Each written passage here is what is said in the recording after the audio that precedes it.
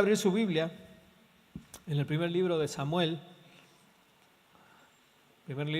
capítulo 7. El primer libro de Samuel está después del Pentateuco, los 5 primeros libros. Luego viene la historia de Josué, la continuación del peregrinaje del pueblo de Israel ya en la tierra prometida, el libro de los jueces. Cuando muere Josué comienzan a gobernar en el pueblo de Israel los jueces, algunos más conocidos que otros, caso de Sansón, caso de Gedeón, Débora y Barak. Y luego aparece la historia de Ruth, la moabita, y luego comienza la historia del pueblo de Israel, escrita allí en el libro de Samuel, el primer libro de Samuel, donde relata la historia precisamente de Samuel, el último profeta, el último juez y a su vez el último hombre que gobernó previo al primer rey que fue Saúl. La historia más o menos llega ahí al capítulo 7, donde todavía Israel no tenía rey y tenía este hombre de Dios poderoso llamado Samuel. Y este capítulo 7, como para dar una pequeña introducción, siempre la Biblia dice que cuando llega el pueblo de Israel y se establece finalmente en la tierra prometida, tuvo algunos enemigos que comúnmente se repetían en sus intenciones de destruir al pueblo de Dios, y quizás el más mencionado como los enemigos del pueblo de Israel eran los filisteos, nación que permanentemente está haciendo la guerra en contra del pueblo de Israel. Y después, si usted tiene tiempo en su hogar y puede leer el capítulo 6, es una de las historias bien profundas en la antigüedad, que habla del momento en el que el pueblo de Israel pierde el arca del pacto, figura de la presencia de Dios, y los filisteos se llevan el arca a su nación, y allí Dios obra de manera poderosa a través de su presencia maravillosa, a tal punto que el capítulo 6 es el capítulo que habla de todo lo que sufre el filisteos o la nación filistea a causa de llevarse algo que pertenecía al pueblo de Israel, que era el arca, ¿no? Allí incluso su propio Dios que ellos tenían en un templo llamado Dagón queda postrado y pierde la cabeza y las manos allí delante del arca del pacto. Eso está en el capítulo 6. Y cuando el pueblo filisteo sufre todas esas calamidades, es el prólogo para lo que quiero compartir hoy. Una vez que ellos no solamente que empiezan a sufrir úlceras y todo aquello que les hizo sufrir mucho, ellos, al darse cuenta que provenía del arca que ellos habían robado del pueblo de Israel, deciden devolverla. Y allí comienza la historia que quiero compartir con ustedes. Primer libro de Samuel, capítulo 7. Dice la Biblia en esta versión: los de Kiriat Jearim fueron a Bet-Semes y se llevaron el arca del Señor a la casa de Abinadab, que estaba en una loma, dice esta versión. Luego consagraron a su hijo Eliezer para que estuviese a cargo de ella. Y el verso 2 dice: el arca permaneció en Kiriat Jearim durante mucho tiempo. Pasaron 20 años y todo el pueblo de Israel buscaba con ansiedad al Señor. Luego de que el arca es llevada, ¿no? Y a su vez todo lo que sucede en el pueblo de los filisteos, a ellos les produce mucho dolor. Ellos se dan cuenta de que el Dios de Israel representado en esa arca había causado todo eso que ellos estaban sufriendo. Entonces deciden devolver el arca. Y fíjense que por ahí a veces los nombres extraños que tenemos en la Biblia uno los pasa y hasta a veces nos cuesta leerlos, ¿no? Y decir, bueno, están allí simplemente para darnos una idea. Pero estos dos nombres bien raros que están ahí en el versículo 7, Kiriat Jearim y en el versículo 1, y Bet-Semes, eran, para que lo entendamos, estaban muy cerca, muy al límite entre la frontera. Bet-Semes era la frontera del lado filisteo y Kiriat Jearim era la frontera del lado de Israel, ¿no? Era la zona, había allí muy pocos kilómetros, ni siquiera kilómetros de distancia, que separaban el pueblo filisteo del pueblo de Israel. Uno era como lo que nosotros conocemos hoy en día, 2 ciudades limítrofes, pero ni siquiera eran ciudades, eran 2 pueblos bien limítrofes, y saben que estaban tan cerca uno del otro, que aunque uno era pagano y el otro servía a Dios, se habían acostumbrado a vivir entre sí como pueblos fronterizos. La capital del pueblo el pueblo de Dios, Jerusalén, estaba a muchos kilómetros de allí. Por consiguiente, para los pueblos chicos era muy común para el pueblo de Israel cruzarse de frontera, cruzar allí el límite que había, ¿no? En ese momento no se pagaba peaje, no había barrera sanitaria, así que podían hacer las compras y a veces ellos preferían cruzarse, tanto los filisteos a la tierra de Israel como los israelitas al pueblo filisteo, y hacer comercio entre ellos porque estaban más cerca. No como Cipolletti y Neuquén, pero bastante cerca estaban. Entonces a ellos les resultaba más funcional irse al otro lado de la frontera y traer lo que necesitaban, y hasta estaban acostumbradas, aunque las naciones eran enemigas, aunque tanto los filisteos como el pueblo de Israel tenían creencias totalmente distintas. Ellos adoraban a sus dioses, el pueblo de Israel adoraba a Jehová, al Señor, pero ante la necesidad les resultaba más conveniente hacer esos pocos metros y tomar lo que necesitaban, y el pueblo de Israel hacía exactamente lo mismo con los filisteos, a punto tal que se acostumbraron a vivir entre sí como naciones vecinas. Aunque sus prácticas eran totalmente distintas, el hecho de la cercanía y el evitar ir hasta el lugar donde ellos deberían ir para sus suministros los llevó a vivir de cierta manera hermandados. Entonces, estos dos lugares estaban en el límite de uno. Entonces, cuando el arca, dice la Biblia, que hace todos los estragos que hacen los filisteos, ¿qué hacen ellos? Lo llevan hasta su extremo de frontera, lo ponen y lo dejan ahí a mano. En Bet-Semes, el pueblo de Israel iba y cruzaba y la trajo de nuevo y la dejaron de su lado. Es decir, los filisteos se sacaron de encima un problema y el pueblo de Israel, entre comillas, recuperó el arca. Pero la Biblia nos enseña de que en Deuteronomio, capítulo 7, versos 2 y 3, después véalo o si lo quiere buscar ahora, pero en ese momento Dios le dice al pueblo de Israel una de las pautas o de sus leyes más explícitas en relación a las demás naciones. Dios le prohíbe completamente al pueblo de Israel involucrarse con naciones paganas. De hecho dice, cuando yo las destruyas, no te atrevas a levantarlas nuevamente, no te juntes con ellos, mucho menos tus hijas se casen con las hijas de ellas y tus hijos no se casen con las hijas de ellos. Y Dios le dice, ni siquiera hagas negocio con ellos, porque Jehová lo desecha, porque ellos se postran ante otros dioses, porque yo soy tu Dios, y Dios le dice, yo soy tu proveedor, yo soy el que te saqué de Egipto, así que yo soy el que te voy a sustentar. Explícitamente Dios le dijo al pueblo de Israel, no hagan tratos con el enemigo.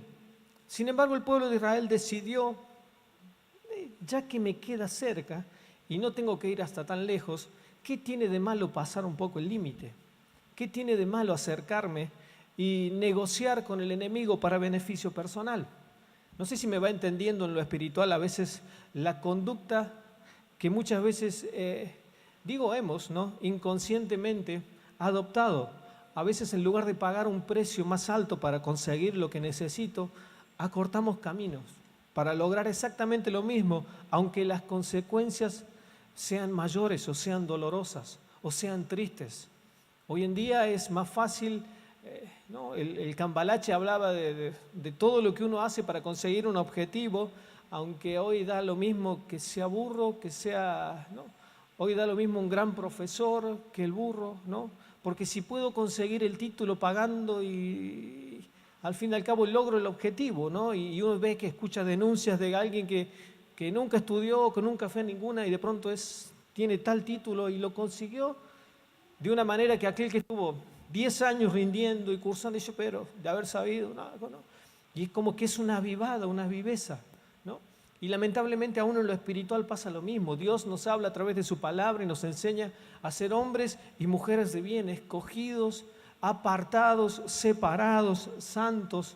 Y sin embargo muchas veces entramos en la tentación de que porque puedo cortar camino y puedo agradar a Dios, no pasa nada y sigo siendo parte del pueblo de Dios. Fíjense que el pueblo de Israel, ¿no?, aún recuperando el arca, seguían buscando, dice la Biblia en el verso 2, con ansiedad al Señor. Aún teniendo el arca, aún teniendo la presencia de Dios, ellos seguían necesitados de esa llenura de Dios.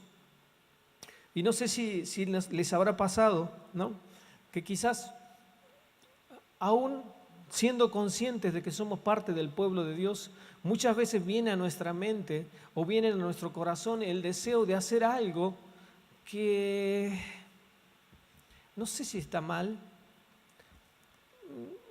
Yo conozco gente en la iglesia que lo hace. No sé si debería o no debería, pero bueno, Dios ha sido fiel y Dios sigue estando conmigo y ante la duda, ¿no? Y sin decir nada, digo mucho y sin hacer grandes muestras de lo que estoy haciendo y tengo la posibilidad de tomarlo, de acercarme, de estar sin la necesidad de hacer y sin decir mucho. Ustedes me entienden, ¿no? Es decir, muchas veces tenemos en nuestras manos la posibilidad. De hecho, cuando Moisés le habla en el último discurso, allí en Deuteronomio 28, dice que Dios le dice al pueblo de Israel: yo pongo delante de ustedes dos caminos y ustedes son los que eligen, ustedes tienen la opción.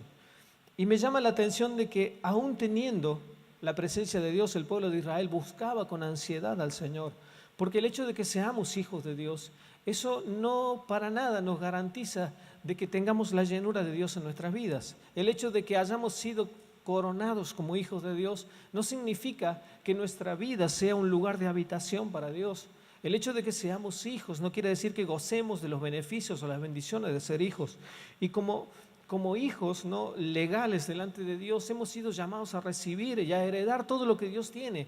Y el pueblo recuperó el arca, pero aún recuperando el arca, ellos seguían con la necesidad imperiosa de tener al Señor como Dios en sus vidas. Saben que el pueblo filisteo, si ustedes leen el libro de Jueces, era como un común denominador para ellos invadir la nación judía, ¿no?, el pueblo de Israel, y arrasaba con sus cosechas, y arrasaba con sus mujeres y con sus niños, y abusaban de ellos, y siempre torturaban al pueblo de Israel. Y hasta que Dios levantaba un varón de Dios que los guiaba nuevamente a la victoria, y el pueblo volvía nuevamente a vivir bajo la voluntad de Dios. Ellos se humillaban y decían: Señor, líbranos de este enemigo, sácanos de acá. Ellos estaban totalmente conscientes de que los filisteos eran sus enemigos. De hecho, este Kiriat Jearim significa ciudad en el bosque. Ellos eran una ciudad que no vivía como nosotros conocimos, sino que de hecho vivían en medio de un bosque. Y ellos viviendo en un bosque, ustedes saben que en un bosque, aquellos que han visto algún tipo de bosque, saben que no se puede plantar, saben que no se puede tener ganado, saben que no se puede vivir con las comodidades que pudiera vivir una persona que vive en un campo. Es decir, algunos historiadores creen que ellos vivían con árboles. Este pueblo específico vivía en los árboles, vivía con pocas comodidades. Pero aún así, para que aún cuando viniesen los filisteos no tuvieran nada que llevarse, ¿no? Entonces los que vivían del otro lado de la frontera sabían que ni siquiera era un pueblo digno de invadir, porque no cosechaban, porque no trabajaban, porque aún eran del pueblo de Israel, pero la comodidad, se habían acostumbrado a vivir entre el bosque. Entonces, aunque los filisteos los invadían, ellos sabían que no tenían nada que perder. Y espiritualmente a veces nos acostumbramos a vivir en una comodidad, en una falta de trabajo, porque el resto de la nación trabajaba, y aunque venían los filisteos y se llevaban todo lo que ellos tenían, nunca dejaron de trabajar, porque si no trabajaban no comían y no podían conseguir todo lo que ellos necesitaban. Pero este pueblo que vivía en la frontera, que vivía en el límite, que vivía en la cornisa, se había acostumbrado a vivir en la comodidad de que aunque los invadieran, aunque el enemigo los rodeara, me dejo llevar, no tengo nada que perder. ¿Qué me van a quitar? ¿Qué me van a sacar? Si total, aunque se lleven todo, sigo siendo hijo de Dios. Y ya ni siquiera peleaban por sus cosas, ni siquiera se defendían. Ya se habían acostumbrado a vivir de un lado o del otro, ¿no? Estaban tan cerca del límite que podían estar tranquilamente viviendo como ciudadanos del otro lado que viviendo como ciudadanos de este lado, ¿no? Ustedes acá tienen, o ahora tenemos ya viviendo yo de este lado, ¿no? Hay gente que trabaja del otro lado del puente y hay gente que trabaja de este lado del puente y que vive del otro lado, ¿no? Y hay gente que cruza el puente todos los días. Y llega un punto de que se acostumbra a vivir tanto de un lado como del otro, ¿no? Que ya sabe las calles del otro lado como sabe las calles de este lado, ¿no? Que ya saben dónde estacionar del otro lado como el del otro lado sabe dónde estacionar acá, ¿no? sabe dónde hacer el reclamo cuando le llevan el auto para hacerle una multa, cuando sabe, ¿no? Sabe cómo tiene que comportarse. Y cuando nos acostumbramos a vivir de los dos lados, llega un punto que somos ciudadanos tanto de un lado como del otro. Hay gente que pasa más tiempo de este lado, aunque vive del otro. Y hay gente que vive del otro lado, pero pasa tanto tiempo, trabaja de acá, que ya es más neuquino que cipoleño, o cipoleño que neuquino. Bueno, estos dos pueblos eran tan cercanos, tan estrechos en sus relaciones, que ya empezaron a mezclarse entre ellos. Y si hemos hecho negocios, no tiene nada de malo en que nuestras mujeres se casan con la tuya. Vas a creer que cruzando el puente se enamoró de una cipoleña y se casó con una cipoleña, tanto ir y venir, ¿no? O una cipoleña, cruzando tanto el puente, se enamoró de un neuquino y no conocen a nadie, o sí, o debería haber, conocen a alguien que vivía del otro lado y tanto, ¿no? Y después, a ver, tanto ir y venir, ay, ¿no?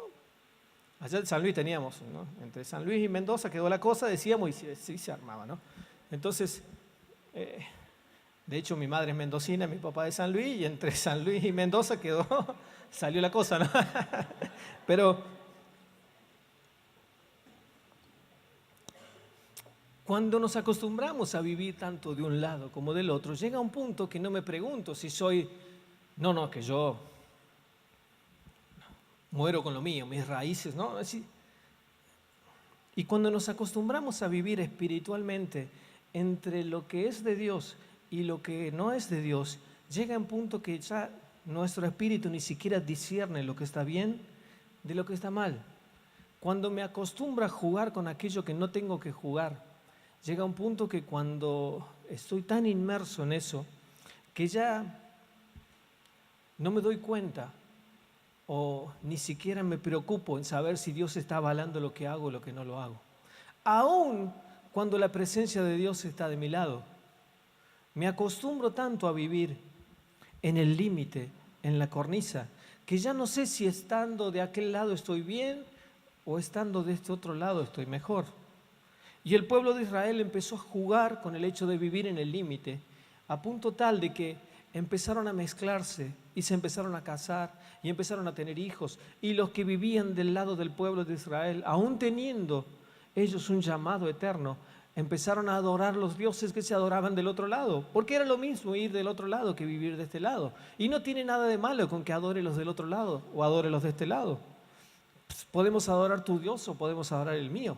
Mientras nos casemos y seamos felices, adoremos al que venga, ¿no es cierto? Y empezaron a mezclarse.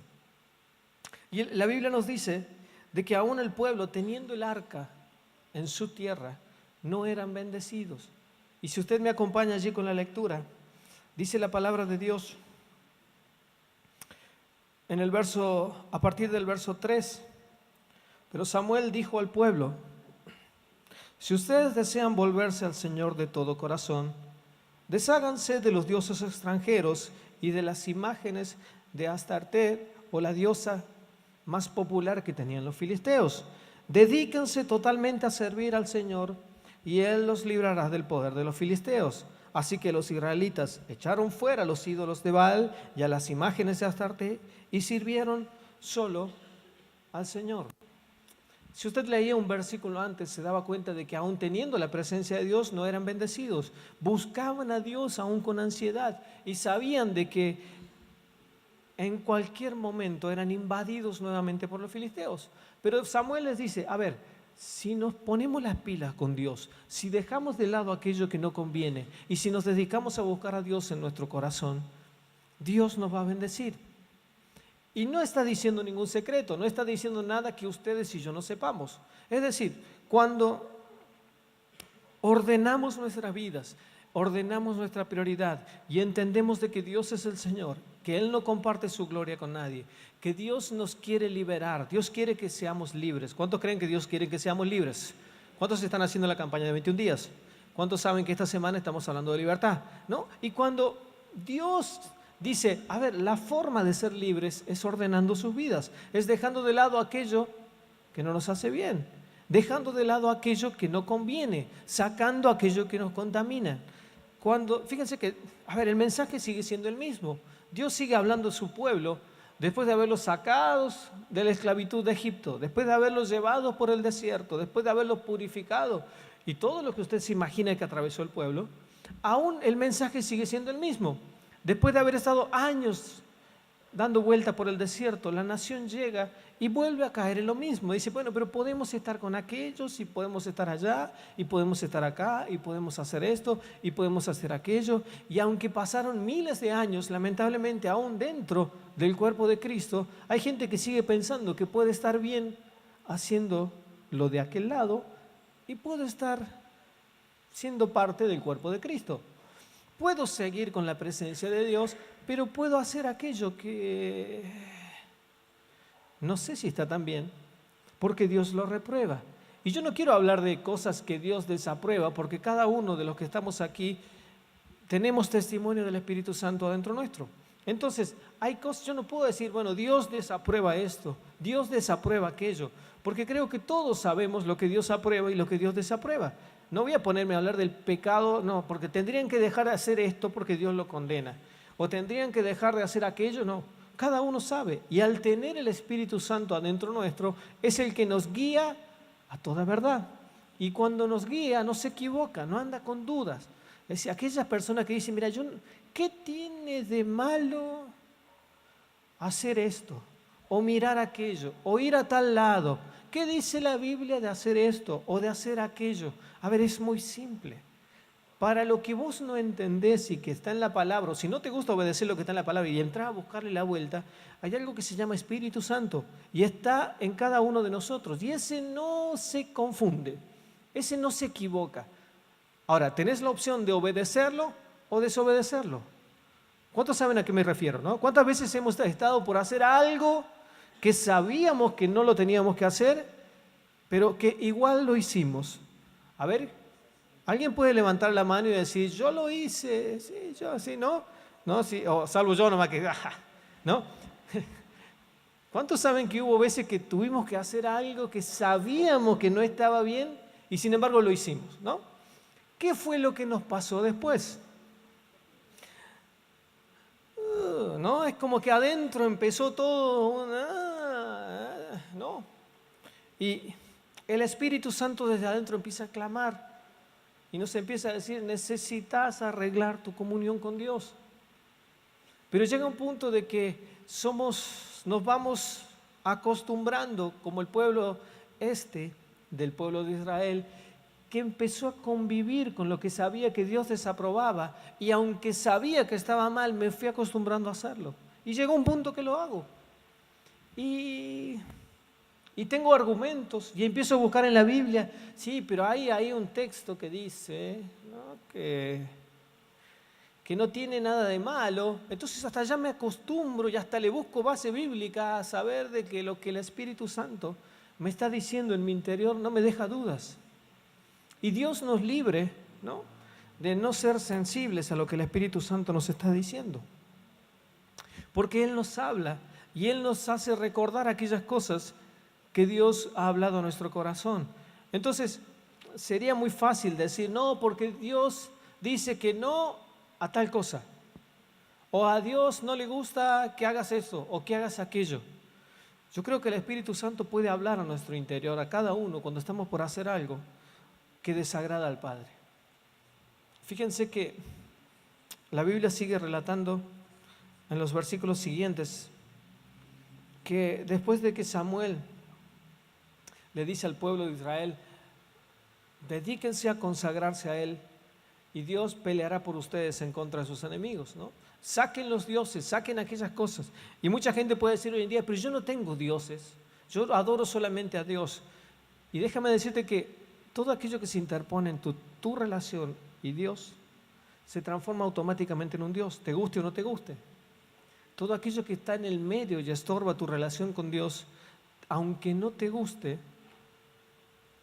se transforma en un Dios, se transforma en algo que adoras, se transforma en algo que estorba tu adoración a Dios. Porque hay gente que piensa que solamente es un Dios, una virgen, una estatua, y no quiero entrar en mayores detalles, pero aquello, dijo Jesús, que aquel que ni siquiera depende de la versión, dice Valera, decía, el que no aborrece a su padre, a su madre. Y nunca está diciendo que en nuestro contexto de aborrecer, sino que aquel que deja las prioridades bien ordenadas, es decir, aquel que no ama menos o que no pone a Dios por sobre su relación o no corona a Dios por sobre sus relaciones, no es digno de mí. Nunca está diciendo Dios que tienen que odiar a los padres, sino que los ubica en el plano que tienen que estar. Fíjense que Dios no comparte su gloria, dice Dios, yo estoy arriba, todo lo demás viene debajo, ¿no? Y cuando nos decidimos a servir a Dios, cualquier cosa que entorpece mi relación con Dios automáticamente lo desplaza a Dios y lo coloca por sobre. Y a eso es lo que Dios condena. Dios no comparte su gloria, Dios sí tiene que ser el centro. Y cuando el pueblo de Israel se dedicó a ordenar su vida, sucede lo que sucede en el verso 7, lo que relata la Biblia.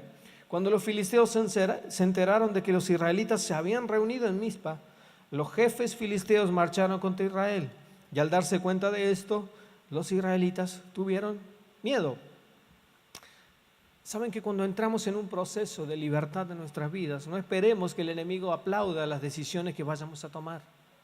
Quizás alguno de nosotros en algún momento dijo, Señor, a partir de este momento voy a empezar a hacer esto, voy a empezar a hacer aquello. Ahora, a partir de este momento, no falto más a un culto, ¿no?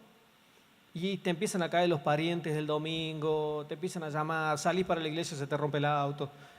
Justo está el partido que no te podés perder. Justo, siempre justo, pasa algo y no podés llegar, ¿no?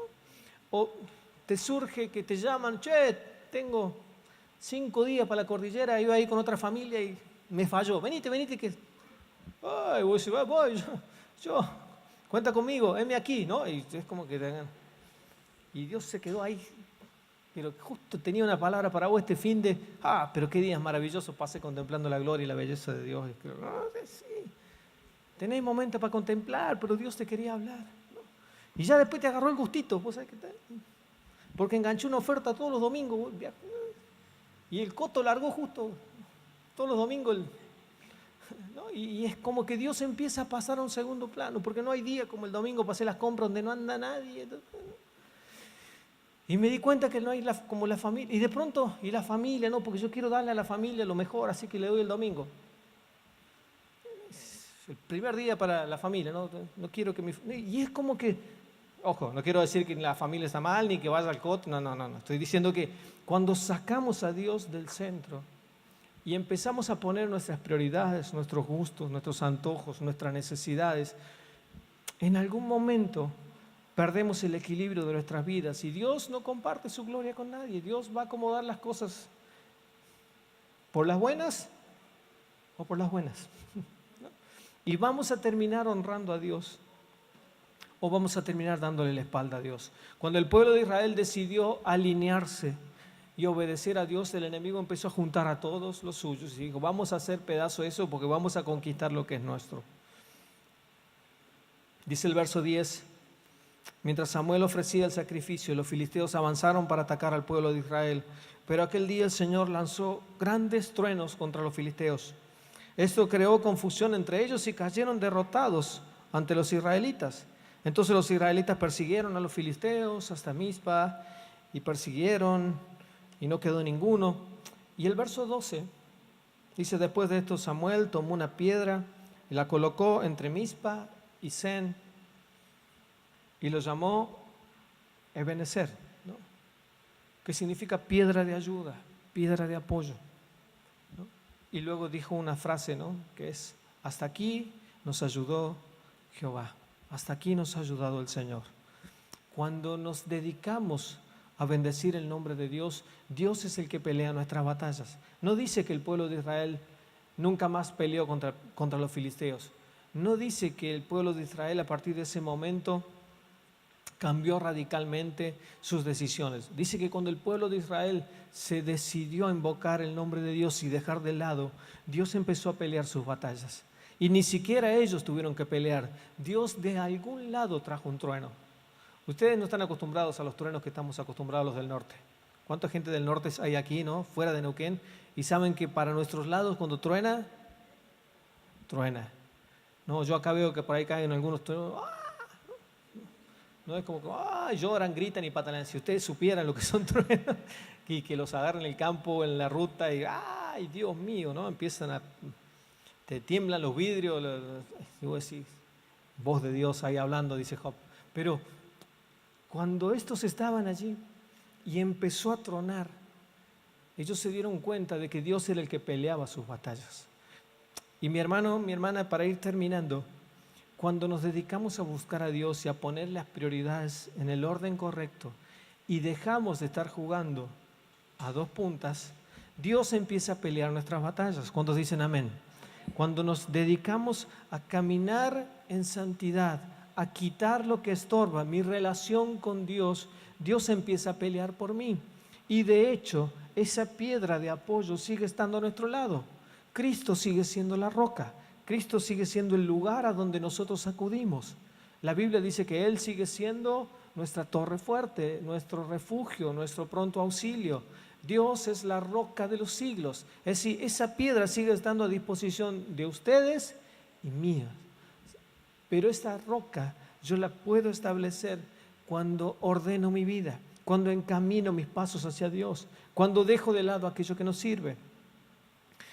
Por más que el pueblo de Israel estuvo toda la vida jugando ese pedazo a dos puntas, en que lo que me gusta de este lado lo tomo, y en lugar de ir a pagar el precio a Jerusalén, a buscar lo que necesito, ellos decidieron buscarlo en el otro lado. Cuando se alinearon con Dios, empezaron a ser bendecidos y empezaron a recibir la victoria. ¿Cuántos quieren recibir victoria de parte de Dios en lo que queda del año? Saben que Samuel dijo, puse la piedra, y después como señal dijo, hasta aquí nos ayudó el Señor. Al año le quedan 20, aquellos que vienen tachando los días como los presos para llegar al 2017. ¿Cuántos días quedan? 24 días, ¿no? 24 días, ¿no? ¿Cuántos pueden decir hasta aquí nos ha ayudado el Señor? Saben que uno escucha a los economistas y escucha a la gente que planifica en nombre de tal partido político o tal otro y dicen, este año fue terrible y hemos perdido esto y no conseguimos aquello y el horizonte parece peor porque el año que viene está peor, porque no vamos a lograr esto, porque no vamos a lograr aquello, ¿no? ¿Se anima a decir, hasta aquí nos ha ayudado el Señor? ¿Hasta aquí nos ha bendecido? ¿No? Hay gente que hoy se levantó y se quejó por esto, por el impuesto, porque va a cobrar más, porque va a cobrar menos. Dijo el salmista, joven fui y he envejecido, pero no he visto justo, desamparado, ni a sus hijos y a su descendencia que mendigue pan. ¿Cuántos pueden decir, joven fui? Y algunos pueden decir, y voy envejeciendo, pero no he visto justo desamparado, ni a su simiente que mendiga pan. Y esa es nuestra mayor herencia, saber de que Dios tiene el control de nuestras vidas, Dios tiene el control de nuestra nación, y que cuando nos alineamos con Él, Dios es nuestro Señor y nuestro Salvador, nuestra roca, nuestro refugio, nuestro pronto auxilio. ¿Puede cerrar sus ojos ahí donde está?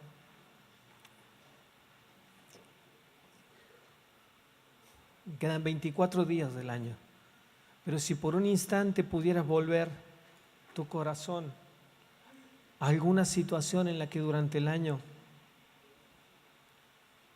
quizás te conmovió, quizás te incomodó, o quizás no te permitió alcanzar todo lo que tenías planificado. Yo quiero que en este momento dejes al Espíritu Santo que Él te revele que durante todo el año Dios estuvo a tu lado. Quizás hubo cosas que no pudiste hacer o que te hubieran gustado hacerlas, pero aún en el medio podés ver a Dios obrando con su infinito amor y su infinita fidelidad, abrazándote una y otra vez. Quizás hubo cosas que no salieron como vos querías, pero aún en ellos me animo a decirte, Dios estuvo con vos. Quizás hubo etapas cerradas u otras que vas a cerrar, o quizás estás esperando que el año cambie, que el año calendario se modifique y diga, bueno, el año que viene voy a hacer esto, voy a hacer aquello. Pero déjame decirte lo mismo que dijo Samuel después de una victoria poderosa. Hasta aquí Dios nos ha ayudado y su mano no se ha cortado. Su mano sigue extendida sobre tu pueblo. Cuando los hijos de Dios allí se dieron cuenta de que siendo hijos de Dios no gozaban las bendiciones, decidieron alinear su vida. Déjame darte un consejo en esta noche. Para obtener la libertad es necesario que ordenemos nuestras vidas, que saquemos aquellas cosas que no nos permiten crecer, que dejemos de lado todas esas cosas que sabemos que a Dios no le agradan y que nos dispongamos a tener un año poderoso, pero un cierre de año en victoria. Y yo sé que faltan todavía, pero sería bueno que antes de terminar el año puedas tomarte un tiempo delante de Dios y decir, Señor, hasta aquí me has ayudado. Que a la hora de ver tu entorno, tu familia, lo que tenés, lo que no podés tener aún y que lo estás viendo por fe, aún en esos momentos puedas decir, hasta aquí el Señor me ha ayudado. Tal vez te falten conseguir algunas cosas. Tal vez en este año el enemigo merodeó tu vida, tu familia, tu salud, tus recursos. Y en algún momento sentiste que había cosas que no ibas a lograr, que no ibas a realizar. Él es un Dios fiel, Él cumple su palabra, Él cumple sus promesas. Dios no tiene en el cielo un gran calendario que dice 2016 y está esperando el 31 de diciembre para darte una bendición. Dios es un Dios eterno. Dios es un Dios que permanece por los siglos. Nosotros le pusimos días, le ponemos horas. El tiempo de Dios eterno, el reloj eterno de Dios sigue corriendo. Y Dios no está esperando el 1 de enero para darte algo bueno. Él ya dio lo mejor en la cruz hace más de 2000 años, de acuerdo a nuestros días. Y la roca eterna sigue estando a disposición de aquellos que le buscan. La roca de los siglos sigue sosteniendo la vida y sigue sosteniendo a la iglesia. Él es nuestra roca de sostén. Él es nuestra roca y nuestra piedra de ayuda. Y pase lo que pase en estos días o en el próximo año, todavía tenemos un lugar a donde acudir. Todavía tenemos un lugar a donde ir. Quizás viene lo mejor o lo más difícil en estos últimos días del año, pero que nunca se te olvide que hasta aquí nos ha ayudado Dios. Y cuando el enemigo venga, porque indudablemente el enemigo va a venir, como vino allí en el capítulo 7 de Mateo, aquel hombre que había construido su vida sobre la arena, vinieron los ríos, soplaron los vientos, golpeó la tempestad y la casa se cayó. Pero aquel que había construido su casa sobre la roca, que es Cristo, permaneció. Y vinieron los ríos y la azotaron, y los vientos la golpearon, y crecieron las lluvias, pero la casa permaneció. Tu vida y mi vida van a permanecer en la roca que es Cristo. Y aunque el enemigo venga como viento o venga como río, Dios sigue sosteniendo tu vida, y tu vida está en manos de Dios. Dale gracias ahí con tus ojos cerrados y dile, gracias Señor, porque hasta aquí me has ayudado. Y tengo la certeza de que lo vas a seguir haciendo. Y si en este momento viene a tu mente o a tu corazón el deseo de orar ahí donde estás por alguna persona que necesita conocer esa roca, que necesita o que está pasando un momento difícil y que vos sabés que los vientos o que las lluvias o que los ríos han crecido en contra de su vida, ponelo delante de los pies de Cristo. Sí, Señor, que Él pronto te conozca, que Él pronto pueda llegar a conocerte y a entender de que Jesús sigue siendo la roca de los siglos. Y antes de despedirte, decirle, Señor, pongo una vez más mi vida en esa roca. Pongo la vida de mi familia, la vida de mis hijos, de mi esposa, de mi esposa, aún de mis sueños, mi futuro y mi anhelo, mi deseo, todo lo pongo en esa roca segura que es Cristo, en la roca inconmovible. Desde ahí nadie se cae, de ahí nada se derriba, nada se derrumba. Cristo es la roca, Cristo es la peña y en Él estamos seguros. Gracias por tu palabra, Dios. Te bendecimos en el nombre de Jesús. Amén. Amén y amén. Dios los bendice.